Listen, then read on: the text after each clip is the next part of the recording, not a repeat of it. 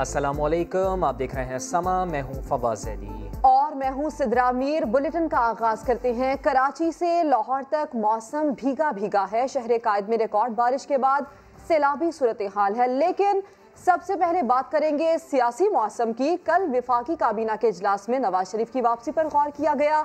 अंदर की खबर यह है कि नवाज शरीफ की लंदन रवानगी की हिमायत करने वाले शेख रशीद ने मियां साहब को वापस लाने की मुखालिफत कर दी। वजीर रेलवे ने कहा है कि नवाज शरीफ को लाने में कोई सियासी फ़ायदा नहीं। वजीर आज़म ने तजवीज़ फौरी तौर पर मुस्तरद कर दी। बोले सियासी फ़ायदे के लिए चोरों को नहीं छोड़ा जा सकता। इजलास में मजीद क्या कुछ हुआ जानते हैं। लाहौर से नईम अशरफ भट्ट की रिपोर्ट।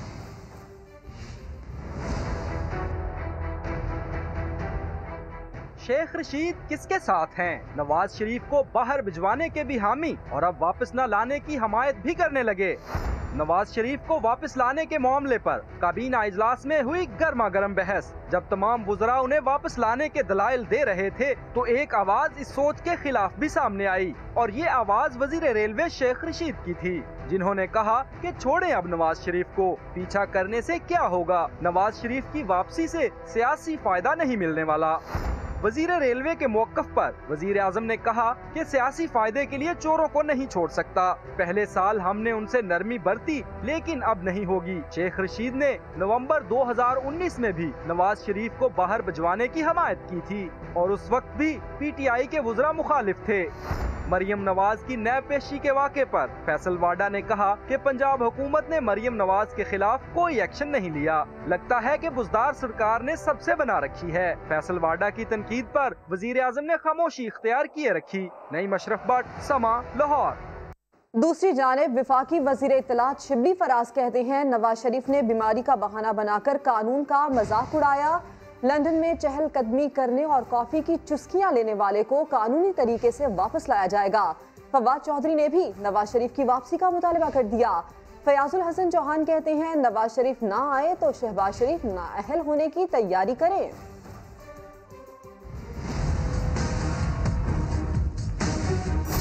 तब्दीली सरकार मियां साहब को वापस लाने के लिए पुरअज़्म। विफाकी वजीर इत्तलात शिबली फराज कहते हैं कानून के साथ मजाक करने वाले को ऐसे नहीं छोड़ेंगे। हमारी ये कोशिश होगी कि जितने भी कानूनी जरिए हैं उनको वापस लाने के लिए हम इस्तेमाल करें। इसहाक डार की वापसी के हवाले से शिबली फराज बोले जब लीडर ही भगोड़ा हो तो कारिंदे क्यों कर वापस आएंगे। विफाकी वजीर फवाद चौधरी ने भी नवाज शरीफ की वापसी का मुतालबा कर दिया। अब तो नवाज शरीफ अल्हम्दुलिल्लाह ठीक है ना, घूम रहे हैं, फिर रहे हैं। जब नवाज शरीफ साहब के प्लेटलेट्स ठीक होते हैं तो उनके चमचों के प्लेटलेट्स क्यों खराब हो जाते हैं। वजीर इत्तलात पंजाब फैयाज चौहान ने शहबाज शरीफ को उनका हल्फनामा याद दिलाया। अगर नवाज शरीफ साहब वापस ना आए तो जनाब शहबाज शरीफ साहब तैयारी पकड़ लें नाअहल होने के लिए। इन दो डॉक्यूमेंट्स की बुनियाद पर जो आपने गवाही दी है। विफाकी वजीर शेख रशीद का कहना है कि काबीना का फैसला है कि नवाज शरीफ को वापस लाया जाए, लेकिन उनके ख्याल में नवाज शरीफ पाकिस्तान वापस नहीं आएंगे। खबरों में आगे चलकर देखिए बर्बादी की इंतहा। नवाज शरीफ इलाज करवाकर वापस आ जाएंगे, लेकिन ये वापसी कब होगी? लीगी रहनुमाओं के पास इसका कोई जवाब नहीं है। शहबाज शरीफ और मरियम नवाज समेत कई लीगी रहनुमा ये दावा कर चुके हैं कि मियां साहब जरूर लौटेंगे, मगर हतमी तारीख कोई नहीं देता। नवाज शरीफ को इजाजत दे, नवाज शरीफ वापस आएगा। मैं कसम उठा के कहता हूँ कि नवाज शरीफ वापस आएगा। ये उसके 84 मेंबर यहाँ पे बैठे हैं, ये जमानत देते हैं आपको, इस हाउस में जमानत देते हैं कि वापस आएंगे। नवाज शरीफ कब वापस आएंगे? $1 मिलियन सवाल बन गया।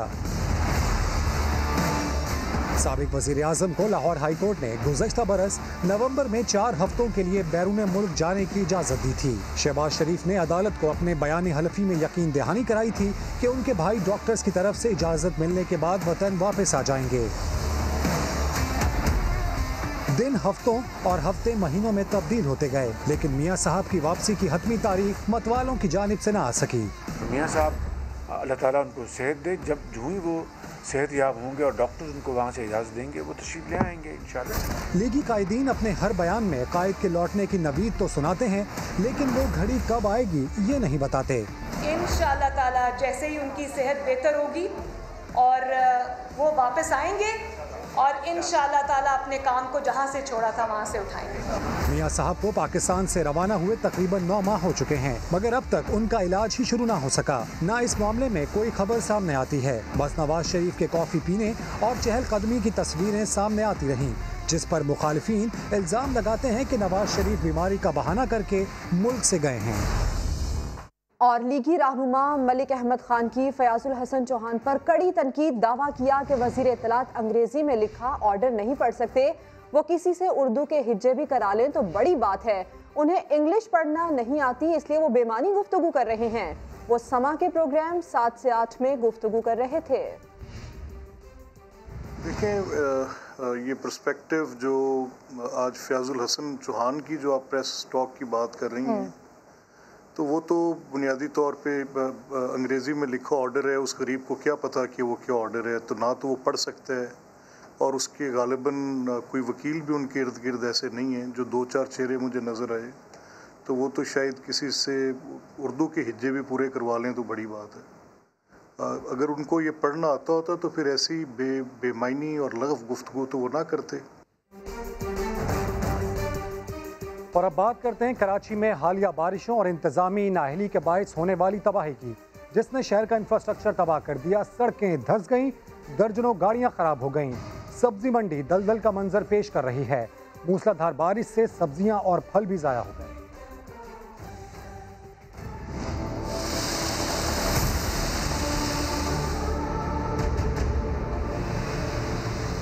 मूसलाधार बारिशों और इंतजामी नाअहली ने कराची के इंफ्रास्ट्रक्चर के ताबूत में आखिरी कील ठोंक दी। सबसे ज्यादा शहर कायद का दिल मुतासिर है, जहां जिला वस्ती की सड़कें खंडर का मंजर पेश कर रही हैं। हर बार डूबने वाली नागन चौरंगी के इतराफ नाले तो साफ कर दिए गए, मगर मलबा उठाने की जहमत नहीं की गई। बरसात दोबारा आई तो फिर कमर तक पानी जमा होने का खदशा है। मंगूपीर से जिला वस्ती जाने वाली सड़क ताहाल जेर आब है। पानी की निकासी का अब तक कोई इंतजाम नहीं किया गया। मुतअद्दिद गाड़ियां पानी में फंसकर खराब हो गईं। नाज़माबाद में मुख्तलिफ मुकामात पर सड़कें धंस गईं। कराची की सब्जी और फ्रूट मंडी का भी बुरा हाल है। कल और आज होने वाली बारिश से मंडी दलदल का मंजर पेश कर रही है, जबकि सब्जी और फल भी बड़ी तादाद में ज़ाया होने की वजह से ताजरों को भी भारी नुकसान उठाना पड़ा। पौश इलाके डिफेंस के खियाबान शुजात में बारिश का पानी अब तक साफ नहीं किया जा सका। खियाबान राहत और शहर के दरमियान सड़क पर जमा पानी से इलाका मकीनों को शदीद मुश्किलात का सामना है। सूबाई और शहरी हुकूमतों का कोई अता पता नहीं। लोग अपनी मदद आप के तहत पानी निकालने की कोशिशों में मसरूफ हैं।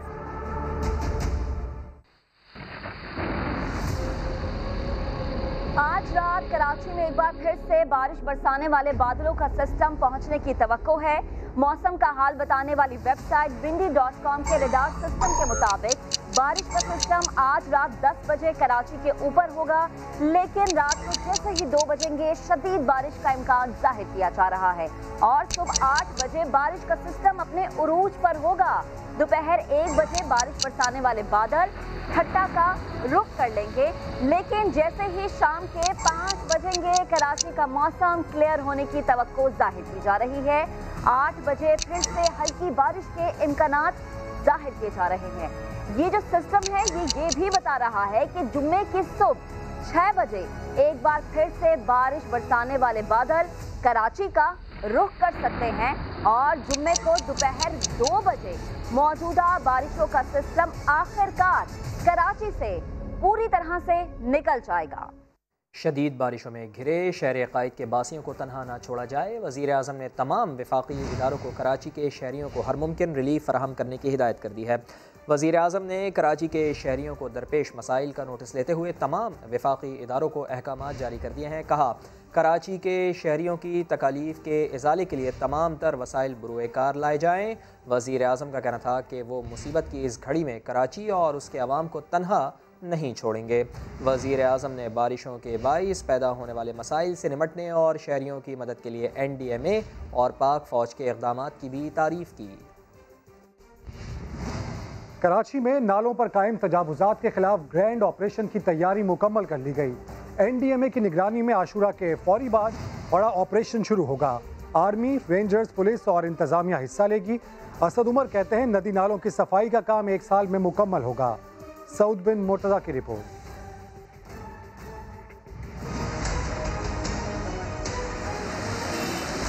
कराची में बारिश की तबाहकारियों के बाद तजावुज़ात के खिलाफ ग्रैंड ऑपरेशन करने की तैयारी मुकम्मल।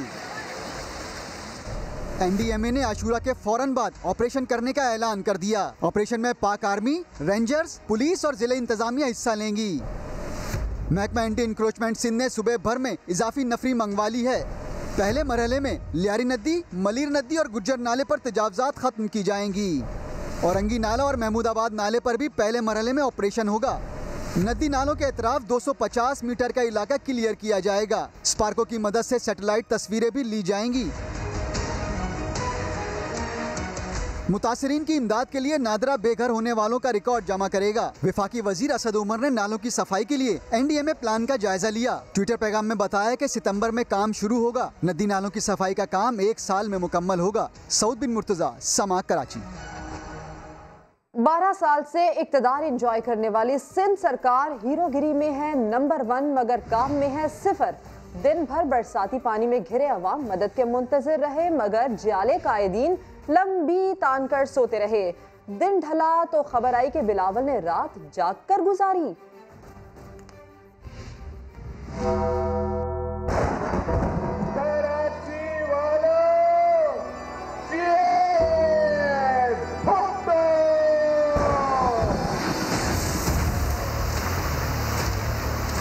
जियाले कायदीन की हीरोगिरी मगर काम 0। तबाहकुन बारिश में कराची डूबा मगर बिलावल कहीं अवाम की खबर लेते नजर न आए। दिन ढल गया और फिर बिलावल को कराची वालों की याद सताई। तर्जुमान के मुताबिक चेयरमैन पीपल्स पार्टी ने रात जाग कर गुजारी। मुसलसल बारिश की सूरत हाल को मॉनिटर किया। पार्टी जिम्मेदारान को हिदायत भी देते रहे मगर ये दावा भी सिर्फ बयान की हद तक ही था क्योंकि हकीकत में तो सिर्फ काम 0 ही था। इमदादी टीमें आई, क्या इमदादी की अभी मेरे मुंह से निकलेगा यार। हमारा लासीकोट पूरा तबाह हुआ है, तुम लोग बात करते हो। वजीर आला सिंध भी पब्लिसिटी स्टंट में पीछे नहीं रहे। कराची वाले पानी में डूबे रहे और मुराद अली शाह सूखे सूखे नजर आए। सूखे सूखे इलाकों में खूब फोटो सेशन कराया। जब पानी नालों में बह गया तब जाकर 4K चौरंगी भी गए और मदद के मुंतजिर माजूर शख्स और बच्चियों को जूस और पानी देकर घर भेज दिया। जियाले चेयरमैन की बात करेंगे। मौका कोई भी हो, बिलावल भुट्टो जरदारी की 18वीं तरमीम का जिक्र किए बगैर गुफ्तगू मुकम्मल ही नहीं होती। 18वीं तरमीम के जरिए सिंध सरकार फंड्स तो ले रही है मगर सूबे के अवाम को क्या मिल रहा है, इस रिपोर्ट में देखते हैं।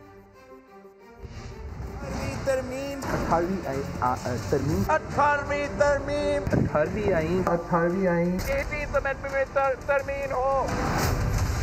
हर प्लेटफॉर्म पर बिलावल भुट्टो जरदारी 18वीं तरमीम का दिफा करते नजर आते हैं।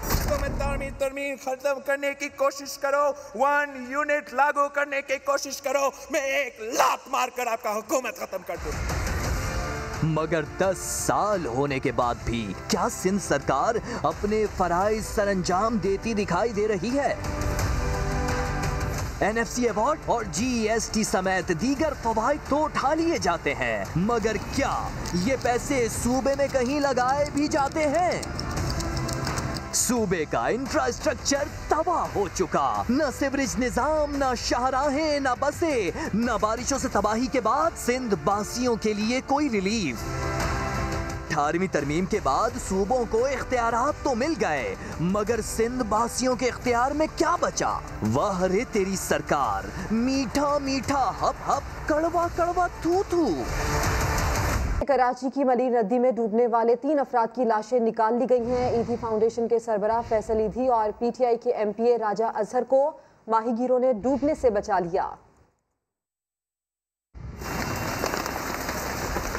कराची में मंगल को शदीद बारिश के बाद मलीर नदी में तुगयानी से कोरंगी कॉजवे से गुजरने वाले 3 अफराद तेज बहाव के बाइस डूब गए थे। रेस्क्यू काम ने डूबने वाले एक नौजवान की लाश निकाल ली, जिसकी शनाख्त उबैद के नाम से हुई। मलीर सम्मोगोट और शाह फैसल कॉलोनी के करीब भी मलीर नदी से 2 लाशें निकाली गईं। लाशों को रेस्क्यू की मदद से अस्पताल मुंतकिल किया गया। दूसरी जानिब कॉजवे पर डूबने वालों की तलाश में ईदी फाउंडेशन के सरबराह फैसल ईदी और PTI के MPA राजा अजहर की कश्ती सीव्यू के करीब उलट गई, ताहम उन्हें मकामी माहीगीरों ने बचा लिया। कराची में मलीर नदी जुम्मा गोड के करीब पानी का तेज बहाव शहरी को साथ ले गया। नदी में गिरते ही शहरी ने झाड़ियों को पकड़ लिया। बिलाखिर बाहर निकाल लिया गया, लेकिन बचाने वालों ने इन्हें खूब सुनाई। अब बड़ी खबर शामिल करते हैं। नया जिला बनाने का ऐलान करने वाली सिंध सरकार जिला मलीर की किस्मत बदलना भूल गई। कायदाबाद से मुलिका न्यू मदीना टाउन भपरी नदी के पानी में मुकम्मल डूब गया। लोग घरों की छत पर पनाह लेने पर मजबूर हैं। इलाके के फजाई मनाजिर सब अच्छा का राग अलापने वालों के दावों का पोल खोल रहे हैं। ब्यूरो चीफ कराची फैसल शकील की रिपोर्ट देखिए। मलीर नदी ने सारा गुस्सा आसपास के इलाकों पर निकाल दिया। आबादियां डूब गईं। कायदाबाद से मुल्हिका न्यू मदीना टाउन तो जैसे उजड़ गया। मलीर वालों ने बस अल्लाह के आसरे रात गुजारी। दिन चढ़ा तो पाक आर्मी के दस्ते मदद को पहुंचे। लाखों की गाड़ियां पानी में डूब गईं, छतें गिर गईं, दीवारें भी बह गईं। गलियों, बाजारों और घरों में खड़ा पानी तबाही मचाता रहा। अहले इलाका छतों पर खड़े होकर सब लुटता देखते रहे। अहले इलाका का कहना है कि घुटनों घुटनों खड़े पानी की निकासी में मजीद कई दिन लग सकते हैं। कैमरामैन फैसल आगाई के साथ फैसल शकील, समा, कराची। बलूचिस्तान में तूफानी बारिश के बाद हब डैम में पानी का लेवल तेजी से बुलंद हो रहा है। डैम में पानी का लेवल 335 फीट तक पहुंच गया है। डैम मुकम्मल भरने में सिर्फ 4 फीट का फर्क रह गया है। डैम भरने पर स्पिलवे खोल दिए जाएंगे, जिससे करीबी आबादियों के ज़ेरे आब आने का खतरा है। वफाकी हुकूमत कराची की तबाही का जिम्मेदार पीपल्स पार्टी को करार दे रही है, लेकिन तब्दीली सरकार ने खुद कराची के लिए क्या किया, देखते हैं इस रिपोर्ट में। अल्लाह इनको एक्सपोज कर रहा है, हमने कुछ भी नहीं किया।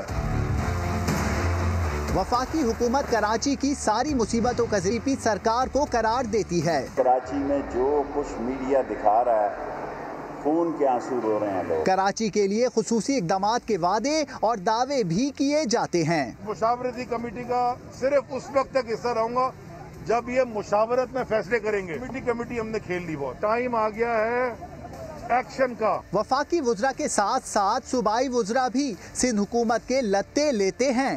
कराची के नाले नहीं साफ कर सके और उन नालों की सफाई के लिए फौज और NDMA को आना पड़े, डूब के मर जाना चाहिए। लेकिन सवाल ये उठता है कि इस इल्जाम तराशी के दौरान PTI की हुकूमत ने कराची के लिए खुद क्या किया। कोटा सिस्टम जिसके खिलाफ शहरी आवाज उठाते रहते हैं, उसे वफाकी हुकूमत ने मुस्तकिल कर दिया। ग्रीन लाइन प्रोजेक्ट जू का तू है। K4 मंसूबा भी नील बटा सन्नाटा। और तो और नवंबर 2017 में CCI में किए गए सबसे अहम फैसले यानी कराची की मर्दमशुमारी के थर्ड पार्टी ऑडिट पर भी पेशरफ सिफर है। सवाल ये भी है कि जब सदर पाकिस्तान, गवर्नर सिंध और 3 वफाकी वुज़रा कराची के हैं, तो फिर कौन सी मजबूरी है जिसने वफाकी हुकूमत के हाथ रोके हुए हैं।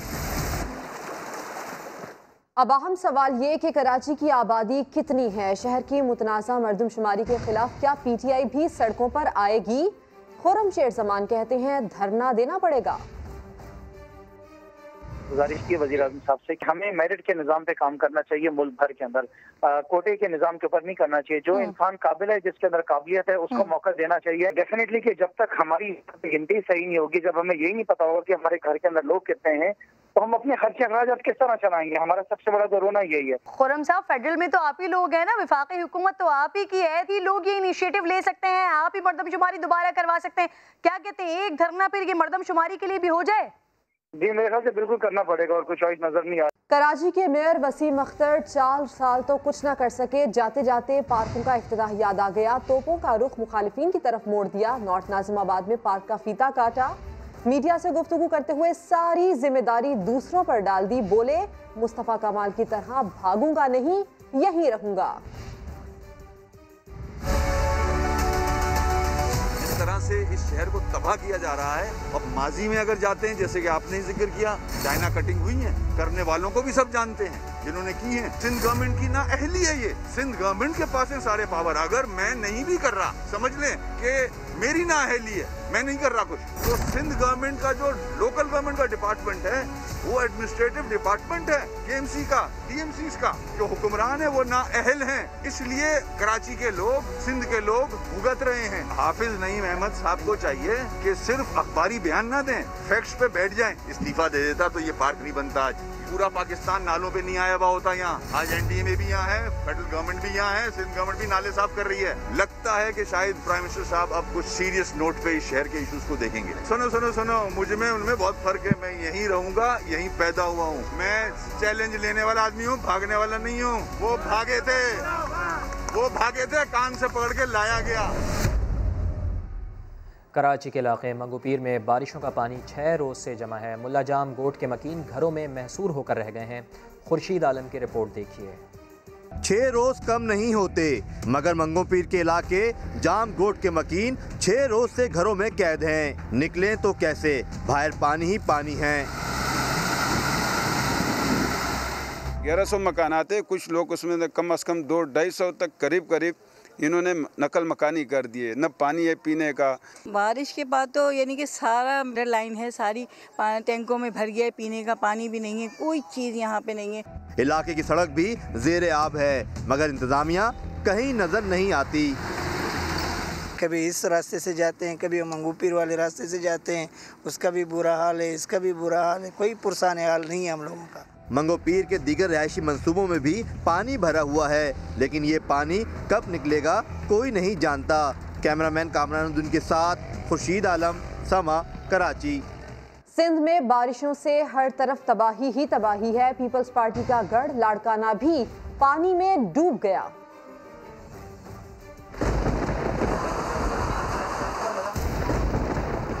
बारिश ने सिंध के कई शहरों को डुबो दिया। ये वो सूबा है जहां 12 साल से पीपल्स पार्टी का राज है, मगर ऐसा लग रहा है कि यहां हुकूमत नाम की कोई चीज ही नहीं। लतीफाबाद डूबा तो अवाम को कश्तियों की मदद से रेस्क्यू किया गया। मीरपुर खास की सड़कों पर सैलाबी रेले का मंजर है। मुतादिद गोट डूब चुके, कच्चे मकानात भी पानी पानी हो चुके। दादू में बारिशों के बाद नदी नालों में तुगयानी, काछू में कई गांव ज़ेरे आब आ गए। पीपल्स पार्टी अपने गढ़ लाड़काना को भी बारिश की तबाही से ना बचा सकी। थरपारकर और नंगर पारकर में हजारों एकड़ फसलें तबाह हो गईं। वजीर आला सिंध ने बदीन, घारो और थरपारकर के मुख्तलिफ इलाकों का दौरा किया, नुकसानात का जायजा लिया और मुश्किल में घिरे अवाम को सिर्फ तसल्ली देकर चल दिए।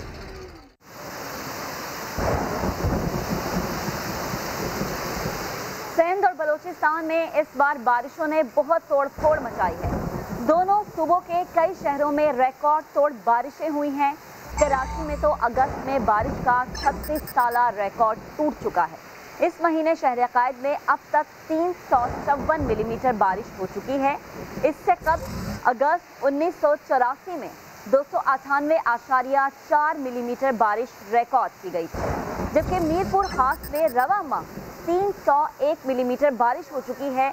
इससे पहले अगस्त 2011 में जहां 163.5 मिलीमीटर बारिश हुई थी। दादू में रिकॉर्ड की गई बारिश 173 मिलीमीटर रही। इससे पहले दादू में ज्यादा बारिश का रिकॉर्ड अगस्त 2015 में बना था। सकरंज में अगस्त 2017 के रिकॉर्ड के मुकाबले में दुगनी से ज्यादा बारिश हुई है। सिंध का हाल आपने जाना। बलूचिस्तान की बात करें तो सिब्बी में इस महीने अब तक 119 मिलीमीटर बारिश बरस चुकी है। साबिका रिकॉर्ड अगस्त 2012 में बना था और माड़ा में भी 45 साला रिकॉर्ड टूट चुका है। अगस्त 1975 में 64.3 मिलीमीटर बारिश, जबकि इस महीने 117 मिलीमीटर बारिश बरसी है। गवादर का रुख करें तो गवादर में भी अगस्त का नया रिकॉर्ड कायम हुआ है। इससे पहले यहां अगस्त 2008 में 20 मिलीमीटर बारिश रिकॉर्ड हुई। शुगर स्कैंडल में जहांगीर खान तरीन समेत 22 अफराद के खिलाफ इंसदादे मनी लॉन्ड्रिंग एक्ट के तहत तहकीकात शुरू कर दी गई हैं। रिपोर्ट करेंगे आदिल तनोली। शुगर स्कैंडल में मुलव्वस अफराद को कानून के कटहरे तक पहुंचाने का मिशन। इंक्वायरी कमीशन की रिपोर्ट की रोशनी में FIA और SCCP की कम्बाइंड इन्वेस्टिगेशन टीम सरगर्म। मुख्तलिफ इदारों को खतूत अरसाल। जहांगीर तरीन और अली तरीन समेत चीनी के कारोबार से मुंसलिक 22 शख्सियात का रिकॉर्ड मांग लिया।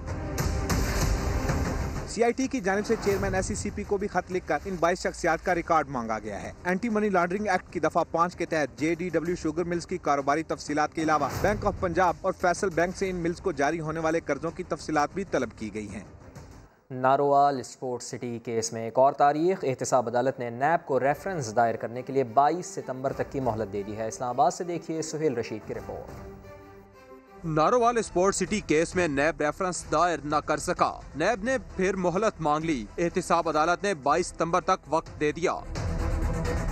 एहतसाब अदालत के जज मोहम्मद बशीर ने केस की समाअत की। एहसन इकबाल पेश। नैब प्रोसिक्यूटर ने मौक़िफ़ इख्तियार किया कि रेफरेंस का मुसव्वदा मंजूरी के लिए नैब हेडक्वार्टर भेजा है। जैसे ही मंजूरी मिली रेफरेंस दायर कर देंगे। लीगी रहनुमा के वकील तारिक महमूद जहांगीरी नैब पर बरहम। कहा नैब ने एहसन इकबाल को गिरफ्तार किया, जेल भेजा गया, रिमांड दिया गया, लेकिन रेफरेंस दायर न कर सका। हुकूमती वज़रा मुकदमात में ताखीर की जिम्मेदारी अदालतों पर डालते हैं। बयानात के अखबारी तराशे भी पेश कर दिए। मीडिया से गुफ्तगू में एहसन इकबाल ने भी हुकूमत को आड़े हाथों लिया, शेर भी सुनाया। हमको उस शहर में तामीर का है सौदा, लोग मेमार को चुन देते हैं दीवार के साथ। एहतसाब अदालत ने करार दिया कि रेफरेंस दायर होने के बाद नोटिस जारी होने तक एहसन इकबाल खुद पेश न होना चाहें तो आज़ाद हैं। केस की मजीद समाअत 22 सितंबर को होगी। इस्लामाबाद हाई कोर्ट ने शहजाद अकबर को मुशीर बराए एहतसाब दाखिला के ओहदों से हटाने की दरखास्त मुस्तरद कर दी। एक मुशीर किस हद तक इख्तियारात इस्तेमाल कर सकता है, इस्लामाबाद हाई कोर्ट ने 1973 के रूल्स की रोशनी में वजाहत कर दी। शहजाद अकबर को ओहदे से हटाने के लिए दायर दरखास्त पर तहरीरी फैसले में कहा, वजीर के बराबर दर्जा मिलने से कोई वजीर नहीं बन जाता। एक मुशीर वजारत के पॉलिसी और हुकूमती अमूर चलाने या उसमें मुदाखलत का अहल नहीं हो सकता। चीफ जस्टिस अतर मिनल्लाह की जानिब से जारी फैसले में कहा गया है कि एक मुशीर काबीना के इजलास में भी सिर्फ वजीर आजम के बुलाने पर शरीक होगा। किसी एग्जेक्टिव इदारे के मामलात में भी मुदाखलत नहीं कर सकता। पार्लियामेंट के इजलास में शरीक हो सकता है, बोल सकता है, लेकिन कानून साजी में वोट नहीं दे सकता। वजारत का निजाम आइन के मुताबिक मुंतखब नुमाइंदों के जरिए ही चलाना होता है। फैसले में कहा गया है कि दरखास्त गुजार ने शहजाद अकबर की नैब में मुदाखलत साबित करने के लिए कुछ भी पेश नहीं किया, जबकि एसेट रिकवरी यूनिट का मामला सुप्रीम कोर्ट में उठाया जा चुका। अदालत उज़्मा का तफसीली फैसला आना बाकी है, इसलिए हाई कोर्ट मुदाखलत नहीं कर सकती। अदालत ने इस तवक्को का इजहार करते हुए दरखास्त निपटा दी कि शहजाद अकबर आइन के मुताबिक ही अपना मुशीर का किरदार अदा करेंगे। सुहेल रशीद, समा, इस्लामाबाद। एक ब्रेक के बाद होंगी हेडलाइंस। आप देखते रहिए समा।